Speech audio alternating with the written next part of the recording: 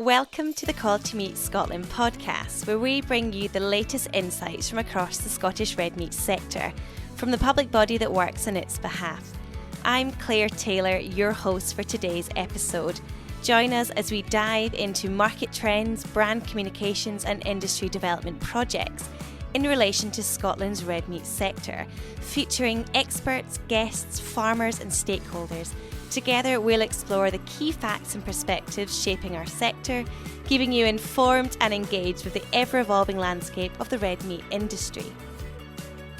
A very happy new year to you and welcome back to the QMS podcast as we kick off 2026.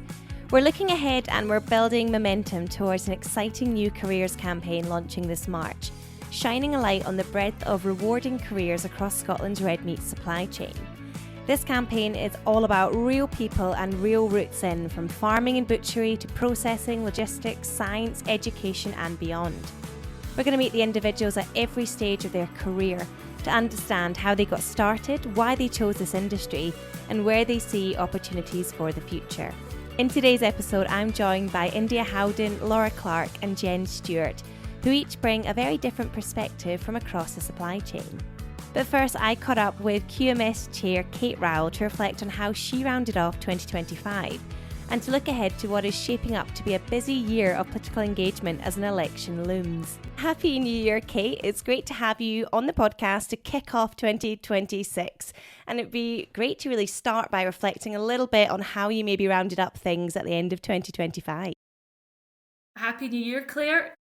2025 was a really busy year for us all, and as usual, October, November, December just went absolutely crazy. They always do. There's always a lot of things on in those months. There's a lot of people have conferences, AGMs, other sort of meetings and events that we always try to get to. So some of the highlights were things like Lamb for St Andrew's Day.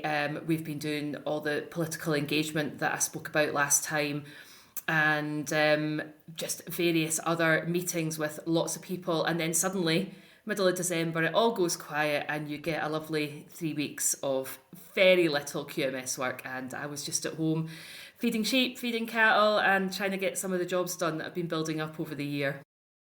Well, it's obviously we're speaking now, it's mid-January, so hopefully it's a little bit quieter just now. You've had a wee bit of a break. I know things are going to be picking up very soon. It's a big year for you personally and for QMS. Even just a little bit about what's ahead in the next coming months, Kate. Yeah, so in the run-up to lambing, we're continuing with this political engagement that we've been doing. So I've got meetings with MSPs, MPs and councillors alongside some of our other partners in the sector. Down in Stranraer, I'm going to Oban, we're going up to Orkney, I've got one on the borders and I think one in Angus. So we're doing a lot of that just to try and get these decision makers out onto farms, to get them to understand exactly what importance agriculture has for the Scottish economy and for their own sort of particular areas. And we're doing that alongside organisations like the auctioneers, NFU, the Young Farmers, RET, lots and lots more than that I haven't mentioned, but lots of people trying to get that information across so that these people coming into these posts understand how important agriculture is. Just thinking, obviously this year with an election looming, having all these meetings is so important, these cross-party discussions. What is one of the biggest things that you believe is going to be part of the conversation when you're out meeting with people when they're coming onto farms? What's going to be sort of top of the agenda? So it's really giving them an understanding of the economic importance of the whole sector. You know, a lot of them, quite a few of the ones we've had come on have never been on a farm in their lives before. They really have no idea that what happens on a farm has got any relevance to them or their constituency at all. And what we try and say to them all is, look, the red meat sector touches every single constituency, every single parish in Scotland, whether it's a manufacturing plant in a city or whether it's an auction mart or whether it's a farm. They're everywhere in Scotland and they're important to everybody. And quite often, particularly with the urban representatives, they don't understand that. They don't understand that whole supply chain and how it does matter to them. It's not just a rural issue. So it's probably getting that across. And we have our fantastic market intelligence team led by Ian, who give us the actual figures on that. So we can say, this is how much the red meat sector contributes to your local area, and this is how important it is. These are the number of jobs that we think it supports. So it's just getting that across to them so that when they are in meetings making decisions, they've got that in the back of their mind that they need to think about our sector. I mean, it's a really nice segue, isn't it, into the fact that QMS has got a careers campaign coming up. We're going to be getting into more of that at the end of the podcast today. And you've said there at the start is understanding the economic contribution across the red meat sector and increasing the understanding of the variety of jobs that are on offer across that. And of course, that's a big driver of this campaign. Can you tell me a little bit more, Kate, and share with our listeners what we can expect with the campaign? Yeah, so this has come out of an ask actually from the rest of the sector via the group we run called the Scottish Red Meat Resilience Group, where it's been identified in every part of the supply chain that there are just not enough people coming in. Everything from butchers right down to farms are really struggling for people. And so we did some research to discover why that might be, and we actually went out and asked members of the public what they thought and what sort of phrases would maybe grab their attention, what sort of explanations and images might grab their attention if they were thinking about a career change or a new career if they're a young person. And this is the result of that. So what we've got some videos from people right across the supply chain who've come into the sector. They're giving their experience. They're talking about how positive they are about their job in the sector. And it's really just to try and illustrate to everybody out there how many different jobs there are, because a lot of people would think if you're in the red meat supply chain, they'd probably think farmer, processor, possibly butcher, and that would be it. But what we're trying to do is demonstrate the wide, huge range of jobs that there are right across the sector, so that we can maybe just pique some people's interest and get them to start looking about and applying for jobs. Are there any particular skills or qualities, I guess, that you think the next generation that's maybe needed coming into the sector? I mean, you've mentioned a few areas that we're needing to bring more people in, but those that might not have gone down traditional routes to maybe train for those specific routes, but might have transferable skills. Is there anything particularly people might have that are applicable? Well, I think it's really about the attitude, isn't it? It's about and where you want to work and what you want out of work. And the research showed us that a lot of young people in particular, but right across the spectrum, they want to feel fulfilled at their work. They want to feel that they're making a difference. And there are so many jobs in the sector that you can feel like that. You're actually doing something, working with your hands, possibly out and about, but not necessarily. There's jobs inside as well. You don't have to be an outdoors person, but it's just maybe just trying to get through to people things that they probably haven't considered before about what they could do with regards to red meat. And maybe just to finish, Kate, I mean, a lot of people listening will obviously know about the amazing and variety of careers that you've had across the red meat sector, but even, I mean, it's clear your passion for the sector and you've thrown yourself into it in so many different areas. But what's that been like for you, and how has it been balancing these different, very different areas across the sector? So I'm obviously, the day job at the minute is a farmer. So, I've grown up on a farm and know all about that. But I'm also a qualified vet. So I worked in a large animal, mixed practice for a while doing that. So I've got that side of it. Also, maybe something people don't know about me is when I was a teenager, I worked in our local butcher shop. So I've had experience there. I'm not saying I'm a butcher by any means, but I have worked in a butcher shop. And then the role QMS has meant that I've been able to get an understanding of what goes on right across the supply chain.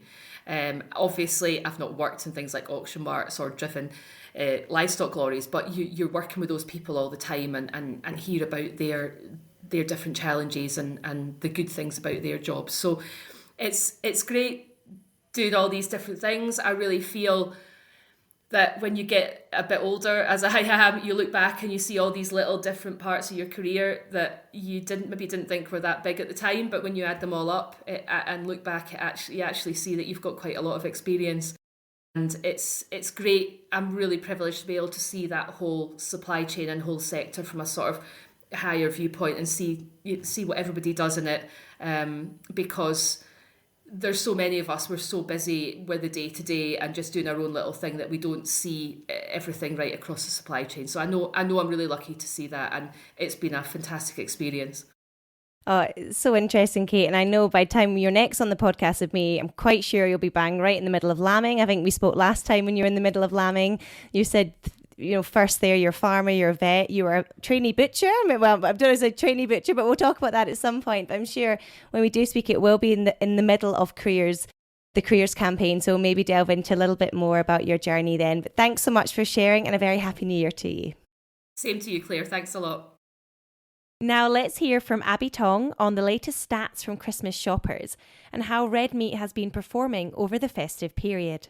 Well, a very happy new year to you, Abby, and welcome back to the QMS podcast for 2026. Now, before we get into the latest consumer data for December 2025, I'm going to ask you to maybe reflect a little bit more on 2025 more widely, and what are the most important consumer insights that the red meat sector should be paying attention to? Happy New Year to you, Claire. I'm so happy to be here with you today. Also, I think there's many things happening in 2025 for the red meat industry. But I think the most important thing I would like to mention today is about food price inflation. I think it's well remember in 2025, that is the key theme, and everybody was talking about the food price inflation. And also, therefore, we have seen the shoppers' cautious spending behavior coming back, and it has impacted the red meat volume sales. I think this is especially for the beef sector. And according to our data from Bird Panel by Numerator, and the average price for the beef sector for the most latest 52 weeks, we have seen the average price for beef increased by nearly 18% in GB level. Huge, price inflation for the retail sector. And also the beef volume, therefore, its sales has been declined by 6.4%. So I think that is something we can pay attention to, and that's one thing I want to mention. Yeah.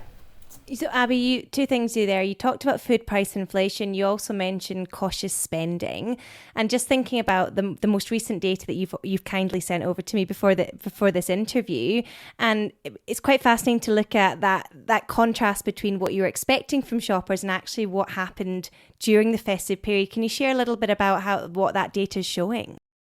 Yeah. Continue on this. We mentioned about the food price inflation. We actually expected probably this Christmas will have something like similar to the whole year round, and this food price inflation will impact the red meat sales. However, according to the data, and we have seen some different story. First of all, according to IGD, we have seen 65% of shoppers spend what they wanted on their Christmas celebrations. That could compare with last year's 2020. No, not last year, but 2024. So the percentage is 58%. So that actually meaning more shoppers, they are confident and they willing to spend what they wanted for their Christmas celebrations. Again, in this IGD's focus group interviews, and we have seen many consumers said they were determined to protect their celebrations and with high quality meat at the center. So I think this all, and also this can be confirmed by sales of a primary red meat as well, according to data from Word Panel by Numerator for the 4 weeks ending 28th December 2025. We have seen shoppers actually spending on primary red meat. Its spending has increased by 8.3% in GB and an even bigger number of 14.2% in Scotland. And also we see volume increased as well, and with the GB increased by 0.9% and a bigger 3% for Scotland. So these are all amazing, very positive numbers that we could see here. It's not what we expected actually. I mean, that's fascinating up against what you were expecting with food price inflation, but there is this absolute drive around, I guess, protecting those celebrations at Christmas. But those figures, the 8.3% increase on spend GB and that much larger figure with Scotland at 14.2%, what do you think is driving that resilience, particularly in Scottish red meat spend and consumption, Abby? Yeah, and first of all, I just want to mention for like different sectors within the red meat category. For beef, and for example, and in GB level, its spending is 7.8%, but in Scotland, it's 11.3%. And for lamb sector, that is the spending increase is 10.5%, and is in Scotland it's 23.4%. That is a very big difference, right? So that's very fascinating. If we look at, even though we have seen beef is a bit weaker performance, and it continues to be the major protein sold during the festive period, taking volume share of nearly 51% in GB and much larger 63% in Scotland. I think the difference here is reflecting more popularity of beef consumption in Scotland. And also, I think about the drivers, what is driving the difference. I think first of all, there are many like drivers, to be honest. I think there's two I want to mention. Is probably the one is the traditional Scottish tradition. There's many like meals, traditional meals, and the daily meals involve red meat, right? And that is probably driving and the red meat sales. The other one I think is because in Scotland we have very good quality red meat produced here in the country, like Scotch beef, Scotch lamb, like specially selected pork. They are all with very high animal welfare and high standards, and all of these like credentials, they're quite important to red meat consumers when they are choosing what red meat to buy. So I think there's people in Scotland, they are like Scottish people, we're privileged to enjoy like better quality food. So I think this is probably the drivers to drive us to have like a much better and much resilient in red meat consumption in Scotland here. Abby, some of the data that you sent over to me, it showed that across all the cuts in the primary red meat sector, that pork mince had performed best of all. It surged in volume, up 61% year on year. What's driving that?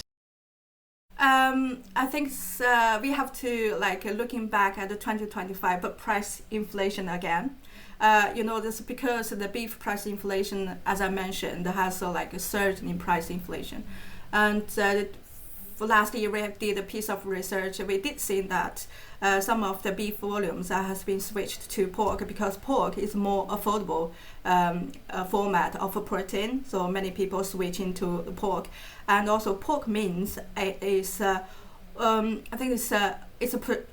pork mince is positioned. It is the cheapest cut, and also shoppers, because of the food price inflation, need to save money. So that is also reflect shoppers' savvy approach to saving value. And Abby, just sort of getting out your, your gazing ball into 2026. Obviously, gosh, we're there already. But what are consumers caring about when it comes to their food choices in the months ahead? What are you sort of paying attention to? I think shoppers are looking to get more nutritional value from every pound they spend for the next year, and they care more about this instead of focusing purely on calories. And more people are prioritizing foods that could deliver high qualities like protein, or deliver high vitamins and other nutritional values in smaller portions. I think this shift is being driven by rising food costs and greater health awareness and the desire to eat less but better. So I think that is basically what consumers care most about. I remember, Abby, speaking to you back in the summer, and you talked about this surge in awareness of health, and you mentioned around nutrient density. And what do you believe the role that red meat can really play into this demand from consumers? What does red meat have to offer in terms of nutrient density?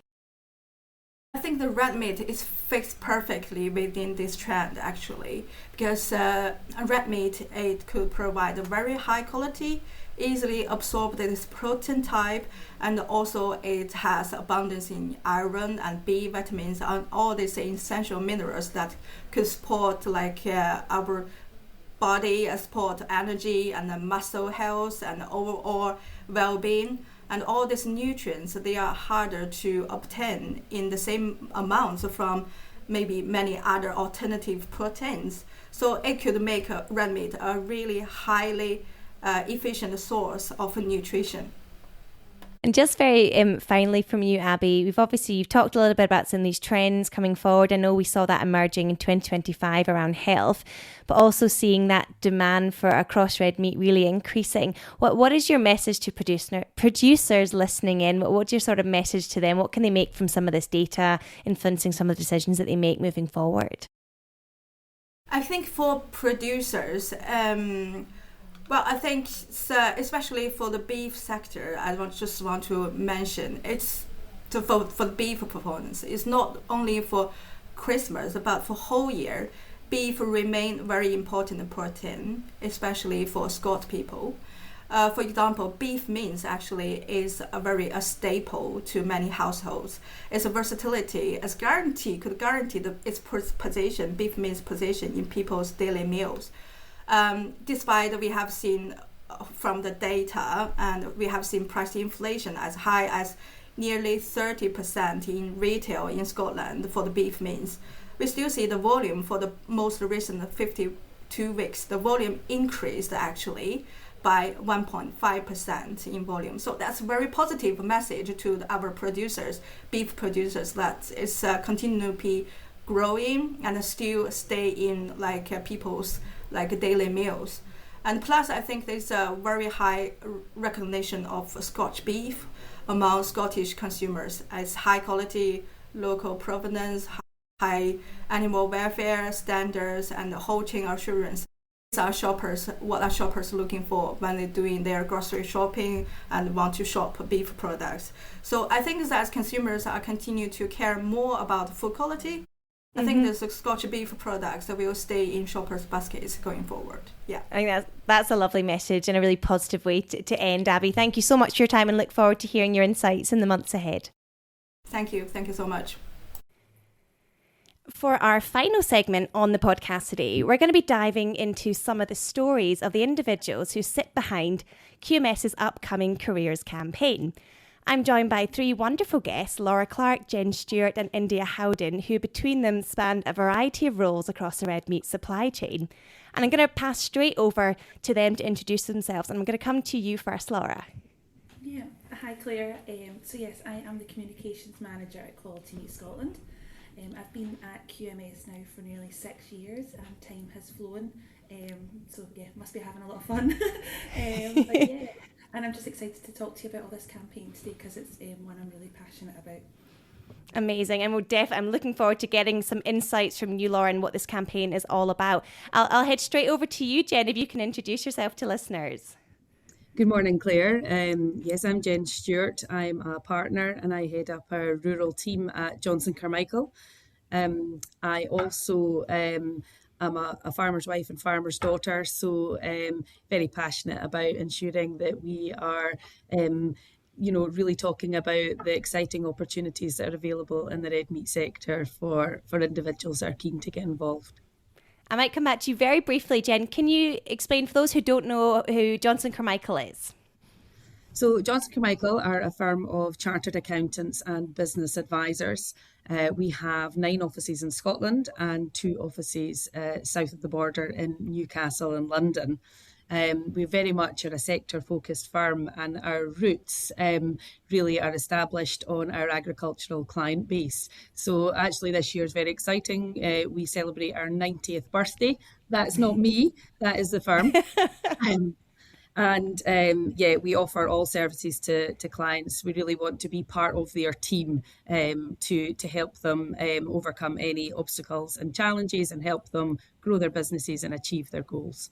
Amazing. Thank you, Jen. And lastly, India, can you introduce yourself, please? Hello, I am India from Inverness. I work at, gosh, my brain has just gone blank. I work at John Monroe's in Inverness. I'm an apprentice butcher. Yeah. And India, we're going to come back. India, we're going to come back to you shortly because, of course, very interesting. You've come from a non-farming background into the route that you're doing. So a lot of people will love to hear about that shortly and how you got into that. But before we do, we've brought all three of you here together today because you have all been involved in some way with the Careers campaign that's going to be launching in March. And it's really going to be showcasing the diversity of careers across the red meat supply chain. I know, Laura, you've got a big part to play in that, of course, at QMS. Maybe we should start off by hearing a bit about what this campaign is going to involve. Yeah, totally. So this campaign actually stemmed from our Meeting Our Potential campaign. So Meeting Our Potential was launched in 2025 with the Scottish Red Meat Resilience Group. So this campaign is about giving producers the tools to increase productivity, profitability and build confidence in the sector and the future of our red meat supply chain.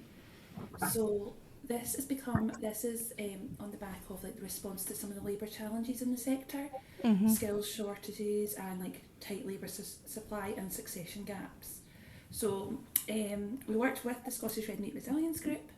We got some information from them and we also did some research of our own.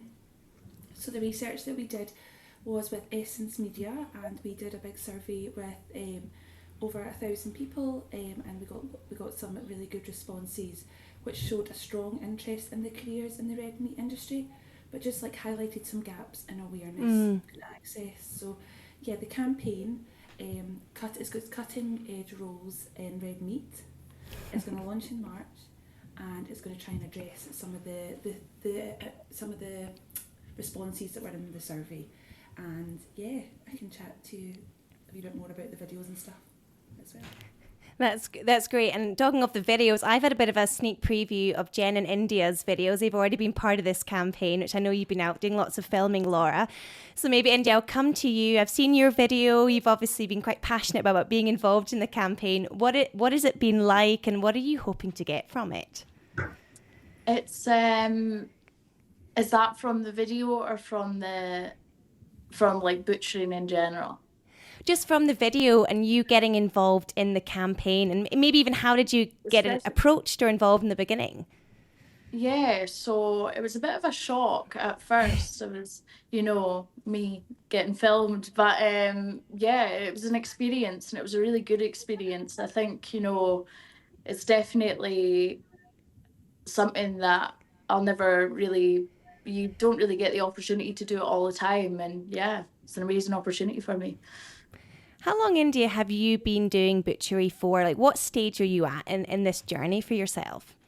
So I've been doing butchery for about 4 years now, coming up to 5. I first started off in Thurso, where I'm from. I first sort of started on the counter and then I moved to Inverness and yeah, I started doing sort of like knife work and stuff like that. And I absolutely love it now. I'm now on to I've just passed my level 2, now on to my level 3. So it's good. It's good. And when you started 4 years ago, India, I mean, were you expecting still to be here now 4 years later? Or what were you thinking at that time when you first got into it? When I first got into it, I was totally, it was one of these things that, I didn't know what I wanted to do after school. And it was a sort of a job where I worked on the counter. I didn't really have much passion about it at all. And, the more the time's gone on, it's just, I love my job and I wouldn't change it now. I'm going to pause you there, Indy, because I want to come back and I'm going to come back and ask you what you love about your job shortly. But I'm going to come to Jen before I do that and ask you a bit about getting involved in the campaign and what you think you're going to personally and also the sector really get out of this, Jen. So thanks, Claire. So in terms of getting involved in the campaign, we as an organisation do a lot of work with various stakeholders, across the sector, which I guess shows our support to the clients that essentially give us, our work. And again, I'm hugely passionate about making sure that if we've got the right advisors delivering the right advice to clients, that's a win-win situation. And if they have a keen interest in the sector and understand what's actually going on, that makes their life a lot easier. It makes their job a lot easier to be able to advise. And the clients actually appreciate it because they think, well, you both technically understand what you're doing, but you actually understand commercially some of the factors that are actually going on in the industry. So when we are going to recruit people into our teams professionally, we always look to the agricultural universities to see if we've got people that we can find that have got a good, strong interest. But beyond that, we can train people how to get an understanding of the sector, all of the different aspects of it. So you can essentially train people if they've got a keen willingness to learn. And we operate, you might come to this later, Claire, so I'm maybe jumping in a bit early with it, but we operate at Johnson Carmichael a number of entry routes to join us. And we have a JC Futures programme where we'll take school leavers on directly from school and can put them through all of their professional accountancy and tax qualifications, and also insolvency and restructuring, which is actually where my background lies. But they can essentially join us, get practical work experience, be paid, and go through all their exams without having to leave home. And we have individuals that have come through that route that are now partners in the organisation. In the same respect, we also operate graduate programmes where individuals can join from university, not necessarily having a degree in accountancy, because we are looking to embrace lots of different skills. And I think that as things evolve and as we see AI, coming into practice more, we're looking for more analytical skills, we're looking for business skills. So again, that's another route. And what we do offer are internships, where we'll give people paid opportunities to work for us through, summer holidays, to give them a flavour of what we're actually doing. And that just shows a little bit of the sort of contribution that we try to make to try and entice people into the sector. It's so interesting, Jen. I'm definitely going to come back to you later to hear a bit about how you've seen things changing over the last few years in terms of those new grads and entrants coming in, and maybe what you're seeing and how things are shifting in terms of perceptions. I'll definitely come back to you on that one. But Laura, of course, you're working at QMS. You're in the communications department. I mean, how did that all begin for you? Like, can you take us back right to the beginning? Where did the passion come from? Where did it all start? Yeah, so I was brought up on a dairy farm, and so always had a passion for the sector, and went and studied at SRUC in Edinburgh. I did rural business management at the time, so I studied there for 3 years, and then went to work for an animal feed company for a few years, and then joined QMS, and yeah, since then I've moved through a few roles at Quality Meat Scotland, and now the communications manager. So yeah, I really do love my job, and I love, for me, I think with the sector it is the people. The people are everything in the sector. They are great characters, and just working and meeting lots of people. And luckily with this job, I've been filming these videos for our careers campaign, and we're filmed with 26 amazing people from butchery, of course, business, farming, processing. We've filmed a foot trimmer, we've filmed a vet. We've been all over the country filming all these amazing roles, and just the people and their passion comes through, and I think that's just something that I don't know if any other sector has, is that passion. And Laura, I was thinking about something Kate Rowell said earlier in the podcast, and she was saying often when people think about careers in the red meat sector, it's you're a butcher, a processor, or a farmer, and they don't really think of what you've just said, a foot trimmer you've had on. You've interviewed so many different people. Is that a major part of this campaign to really showcase the diversity? And I guess the follow-up to that, do you think things are changing, that people are beginning to recognise that there are so many different careers on offer? 100%. Even just within the processing sectors, there's engineering. There is, like, we interviewed the food standards body as well. Like, it's just amazing, all the different sectors that you can be really into the engineering tech side of it, or it's more of a hands-on role. So that variety is just amazing. So what we're really trying to do in the campaign is show the opportunities, show the skills development there, show the perks, and just show the routes and how people can get in, like Jen mentioned the schemes that are available. So yeah, we're really just trying to make it show how attractive the industry is. So part of it is obviously the 26 videos that we've produced with different people, but we also have got a toolkit which will be for anybody in the industry, and that will include some tips on how to attract people, retain people, and just how to they can then share their videos as well. So that will be available for the full of the red meat industry. Amazing. And Jen, you wanted to add something in there. Yeah, I just wanted to echo, I suppose, a couple of points that Laura had made there. And I think it is the people side is so important, that actually out of all of the different sectors I operate in, the agricultural sector is a community, and people are always there to really try and help each other, and that network aspect is amazing. Yesterday actually I was at the final presentations of the Cultivating Leaders from the young farmers, where we deliver some sessions, and to see how these individuals, a group of 18, have come on in literally since October with the programme that they've done, it is really quite amazing. And a lot of these individuals again had or have roles outside of agriculture at the moment, but they're looking to transition back in with the skill set that they're building up externally at the moment. And the other point I wanted to make was in terms of the opportunities and the roles that are available in agriculture, be that through, again, the traditional roots of agriculture and the farming and food production, whether it's the processing, whether it's the supply chain, whether it's professional services, whether it's technology, or whether it's one of the new sustainability roles that are sort of, are coming in now. I think what we have to do as an industry and a sector is really get government on side to help with the education process, because I still feel that there is a huge lack of education coming through our schooling systems to actually educate the children and the teachers that there are so many exciting roles and opportunities available in the sector.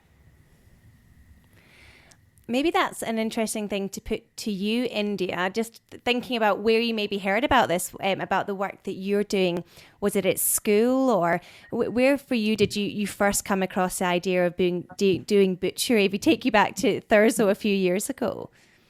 I didn't really know, to be completely honest with you. Don't really think, even when I say it to people now, an apprenticeship for butchery, I didn't realise that you had to have an apprentice. Well, you don't have to, obviously, but you can go through and do your sort of certain levels to butchery. I didn't realise it was the thing. And when I first got introduced to Craft Skills Scotland, it was you can do so many different, units to it as well. It doesn't just need to be, say, you're boning out beef or you're manufacturing. I did quite a lot of, for example, like your value added sort of side to it. It can sort of be suited to you with, what suits you. So it's good. It's good. And did Craft Skills Scotland, how did you find out about them? Did they come to the school? How were you pointed in their direction to find out about this? There was actually a lady that was doing an apprenticeship at the time, and because I was only doing counter work, they kind of approached me and had said it would be a really good thing to think about is, starting up, we could start with counter, and that's how it really started. Started off with counter, and here I am now, 4 years later, 5 years later. Well, India, you said earlier when you started, you didn't think you were going to be here 4 years later, and we've heard Laura and Jen saying for them it's a lot been about the people, and I'm wondering if for you that's been your experience. And you said you've really come to absolutely love what you do. Can you tell us why it's such a highlight for you, your job? Yeah, 100%. Again, the people, speaking to customers every day, I could speak to a brick wall. And it's quite nice to just, when you get your regulars in as well, I think you definitely just build a relationship with, seeing customers every day. And yeah, it's really good. It's good. And do you think, India, I'm not putting you on the spot, well, I am a little bit, do you think it's something, could you see yourself in the future going into schools maybe and encouraging students to hear about the work that you're doing? Would that be something you think we need more of? Yeah, 100%, 100%. I don't think it's said enough. you know, butchering. It's not something that you really think of doing when you go to leave school. And I think it definitely does need to be put out there a lot more. And I guess a question that I can put to all of you, and it's a bit about, I guess we've talked about the diversity of careers that are out there, but maybe do any of you see particular, I guess, gaps in where we're needing more people to be coming in, which are really offering real opportunities that we can grasp onto, whether that's certain skills, whether that's certain like parts of the sector. I mean, maybe for you, Jen, is there an area that you've seen through your work that you think there's a real opportunity for people to tap into? Absolutely. And I mean, I think we have a shortage of, professional advisors actually coming through into the sector where, they maybe don't want to do the actual hard labour of actual traditional agriculture, but actually that they've got, innovative mindsets. They're really quite highly technical, but don't actually appreciate that there are so many opportunities and careers in agriculture that they could get involved in.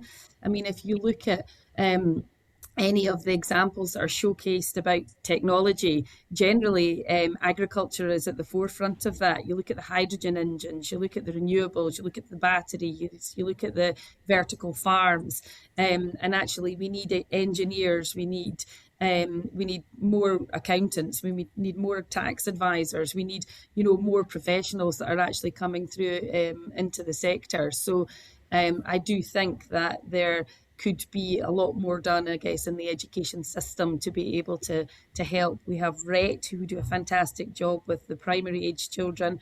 And we have, Countryside Learning Scotland that are trying to make headway into secondary education. But I guess it's making sure that teachers are all fully aware that they can then help, showcase that. The universities that we have SRUC in Scotland, we have, Harper Adams, we've Newcastle, Cirencester, all, leading the way and doing great work. And I think we just need to keep seeing the momentum of that, carrying on and working with the schools to help show what is actually available out there, and companies taking ownership, about what apprenticeship programs they have, and how can they actually get more involved. Again, I mentioned the Cultivating Leaders program yesterday with the young farmers. It was great to see that some of the companies were putting the individuals forward through that, giving them the time off work, and actually, perhaps giving a contribution towards that as well. So I think everybody has got a part to play in that. I remember, Jen, a few years ago when I was working at the Scottish Farmer, one of the big things we talked about was the need for mentors to really step up within ag, to really be able to create opportunities for young people's coming in, whether that was within companies, businesses as well. So it's quite interesting hearing your thoughts on that. And Laura, would you echo what Jen is saying? 100%. And I think, for me, I resonate with people like me. So I think with these videos, it's the real people into the real, it's people talking to people. And I think for me, that is going to be key for this campaign. People are going to really see people, how they've joined the industry, what they enjoy about it, and how other people can get involved. Because I think some of our stats were that 43% of people, once they knew more about the variety of roles, were really interested in applying for the red meat sector. So it just shows we need to share all the information that we have on the roles within the sector to help people know what it's about and apply, and the real people, real stories. I think that's going to be key. So yeah, we'll definitely be encouraging everybody from industry to share these videos and make sure that the message gets spread. Yeah, and Jen, yes, yourself. I was just going to add in the back of that as well. I think, sometimes people might think, well, the role I'm currently doing, how on earth could I transition into the red meat sector? What could I do? And Claire, you mentioned the point yourself there on the importance of mentoring. And, I mentor a lot of individuals internally and externally. And I was down at the Oxford Farming Conference last week, which was a brilliant conference to go to. One of the speakers there, and I guess I'll give them a shout out, Helen Wyman from Tukin Mentor, has set up a mentoring group or facility where specifically for the sector that you can actually be matching people together based on the different skill sets.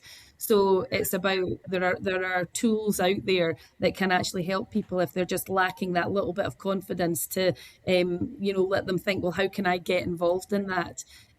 So, it's speaking to people that you know in the sector. Like we've said, everybody's friendly. We're all there to help each other and encourage each other. So it's about just, embracing that and seeing how you can get involved.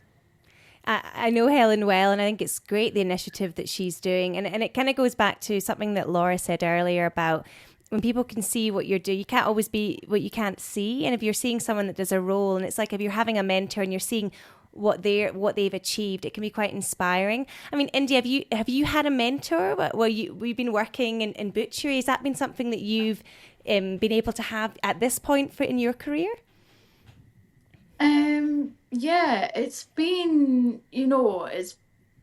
tough, sort of, yourself. It's known as one of these, like a male sort of industry to work in, but it has been tough. And I've had, by mentor, do you mean like even someone someone? that you've given you a bit of guidance, or you've been able to really, I guess, Yeah. whether it's skill support or even just personal support as well. I mean, have you had someone that's offered you that?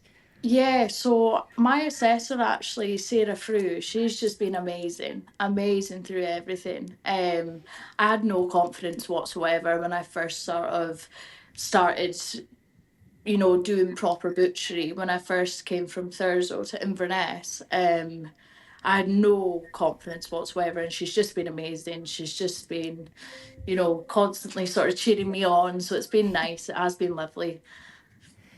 Just going back to something earlier you were saying, India, and I think you hit the nail on the head sometimes around stereotypes around agriculture and certain spaces being quite male dominated.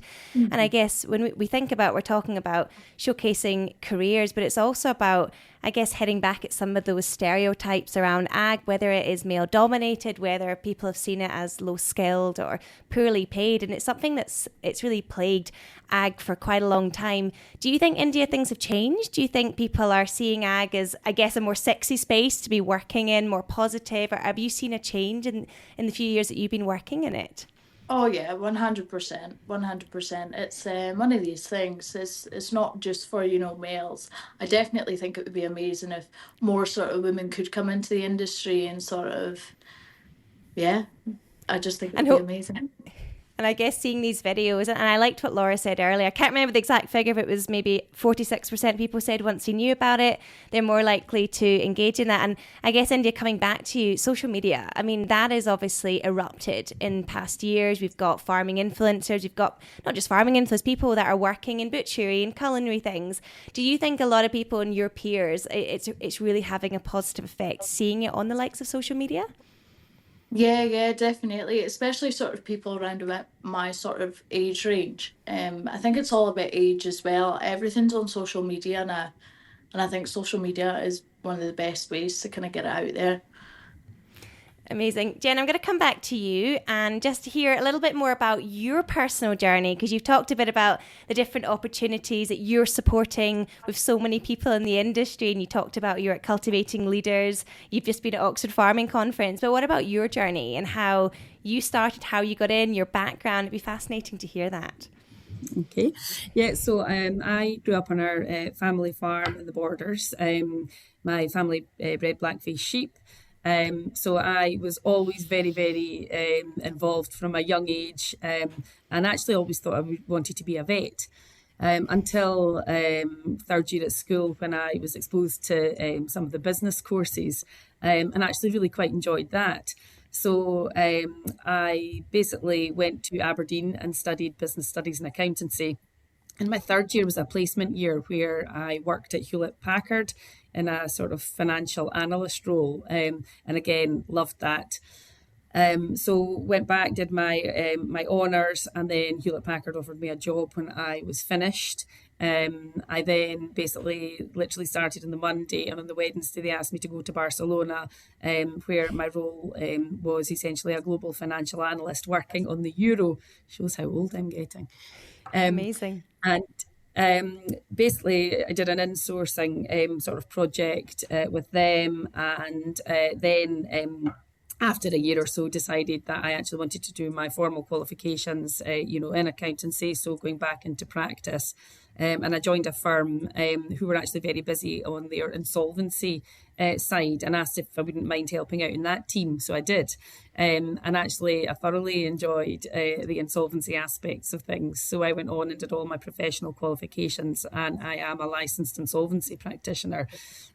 So for sort of 20 odd years, I have done restructuring and insolvency of individuals, businesses, and a really rewarding, a very challenging role, but very rewarding when you're actually able to help people who think there is no sort of way forward. And I liked all the investigation side of it as well. You did get some quirky stuff where you had creditors trying to hide stuff and essentially pull the wool over your eyes. I really enjoyed the challenge of all of that. However, the opportunity came up for me to join Johnson Carmichael, and I have been with Johnson Carmichael for 7 years now. And that opportunity excited me because actually it was a full service firm offering all services to clients in terms of your general business advisory and advice, tax, consulting, restructuring, audit, etc. And Johnson Carmichael very much have an agricultural sector focused approach, as well as food and drink, renewables, tech, and many other sectors. So I basically, jumped ship, moved to Johnson Carmichael, helped set up their Dundee office, and I, like I say, lead our rural team across the UK, and thoroughly enjoy, that challenge. My role very much is focused on client service, on people, on growth, on building the team, and on advising and clients, helping them achieve their goals. And of late, there is always something topical that is going on, and I guess the succession challenges that farming families have faced of late. It's always been a challenge actually, and the rule changes, whilst they've been very, very challenging, it has helped bring forward some conversations to allow families to actually think about and start planning for that next generation. And again, that guess maybe does tie actually into, yes, this campaign of getting more people involved, because as succession is dealt with in businesses, it creates opportunities for people to get more involved, and whether that's family members or non-family members. And Jen, if I was to say to you, like you've had an amazing career, my goodness me, the amount that you've been able to do in the last few years. But if you were to look back or give some advice to your younger self, knowing what you know now, what would your advice be? Well, again, I suppose the bit I didn't mention is we also have a farm, in Fife, along with my husband and their family, and we have 3 children of our own. And I'm constantly saying this to my 3 children, is that, get your qualifications, and then actually you can do something with that if you want to come back into the farm. So, they're all quite determined at times that they could just leave school now and actually work at home. Dare I say it? My 2 younger ones today are at home scanning sheep because they're so excited by that and they get involved in it. And actually, I think, well, they're actually really learning something and they're involved. So actually, why not? So. What would the advice I'd be to my younger self would be, everything you do basically forms the toolkit that you need to make you the person that you are going forward. So all these little bits of experience that you build up and do really help shape who you are. And I would say that grasp all the opportunities. Don't say no. Say, well, why not? Don't think that you're not able to do something. Give it a shot, give it a try, and you'll go far. Amazing. And Laura, yourself, has there been a pivotal moment in your career which has really confirmed about what you're doing and why you're doing what you're doing, or it's maybe made you change direction? Has there been a particular turning point for you, or a moment where even you've reflected on how decisions have sort of proceeded, I guess? Totally. And I think in this role there's no 2 days are the same, really not, in communications. You're drafting press releases, speaking to journalists, your social media, newsletters, website, it's just quite a fast-paced role, but just so fun. And as I said, 2 days are not the same, but I think for me, every year, I say this every year, the Highland Show is just my favourite time, just to see everything come together. And at that point, that's for me one of the highlights. And it's just a pivotal moment of each year. It's like we've got to the Highland Show and this is us on show really. And just speaking to consumers, speaking to farmers, it's literally a lot of the sector in one place, which, so that's probably one of my favourite times. Highland Show, a firm favourite in the calendar. India, have you been to the Highland Show before? I've never been to the Highland Show before. No. Well, that might be you signed up now for the QMS stand, India. Well.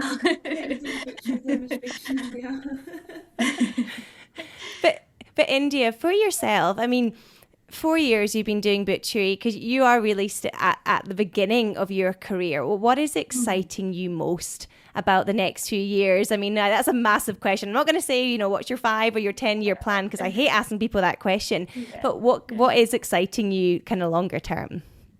I am sort of still learning just now.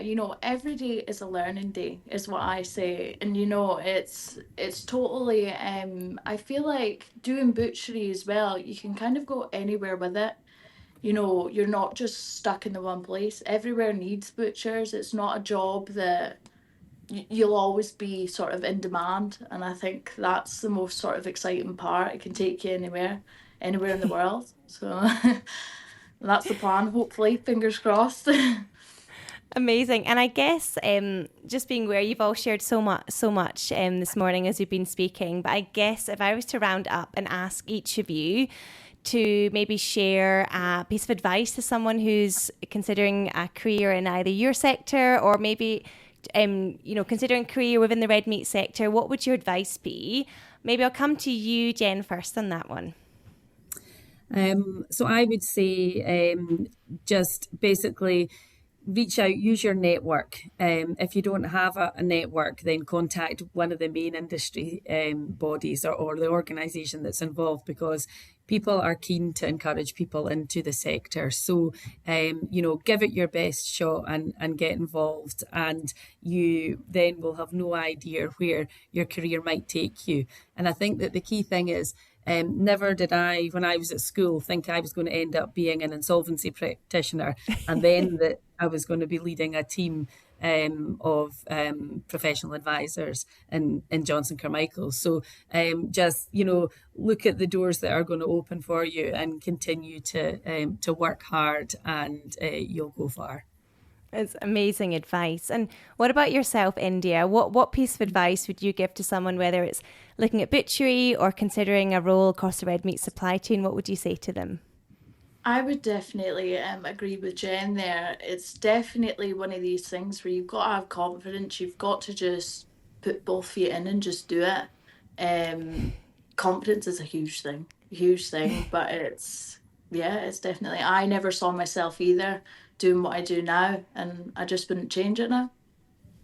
And I guess there's something in with yourself, India, as well, is actually if you stick at something, because I think people can have a tendency when something gets a bit tough or it's not exactly what they thought at first, they leave, but actually it can really transpire into something really meaningful, which is what's happened to you, India. You didn't know you were going to be there and you've loved it. So maybe. Yeah, 100%. Just stick it out and give it a chance.